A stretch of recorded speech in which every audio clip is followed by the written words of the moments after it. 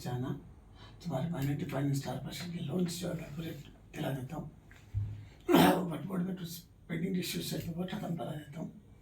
Minority बस्तियों में शादी मुबारक कुछ पेंडिंग है तो दिला देंगे, ड्रेनेज लाइन, वाटर लाइन, कुछ भी इश्यूज है तो अपन मिलके करेंगे। तो कमेटी को खट बनाओ, सिर्फ दत्तात्रेय डिवीजन बोल के नहीं मत जाओ, चांबार बोल के मत जाओ, क्रोशा महल, बेगम बाजार, मंडल हाट, ड्रम फाउंड्री, ये पूरे डिविजन्स में आप लोग जरा मेहनत करना, 6-7 महीने मेहनत कर लो, गाड़ी पार लग जाती। सिंगल वोट भी दूसरे पार्टी को नहीं जाना, छोटी छोटी पार्टी आएंगी, शर्मिला मिला कांग्रेस, हमारा वोट सीधा मोटर कार पे जाना। ये पूरा स्ट्रेटेजी बनाना, उसके लिए आप लोग दिन रात मेहनत करो। आज इम्पोर्टेंट लोग साथ में मीटिंग हुई, नेक्स्ट अपन फिर बैठेंगे। मंगलट पीएस के इशू में भी दोनों कम्युनिटी को मिला दो ना जरा। हाँ जरा उस पर जरा मैं कैलाश सिंह को और तुम्हारे जो सुल्तान है बच्चा दोनों को बिठा के गले मिला देता हूँ।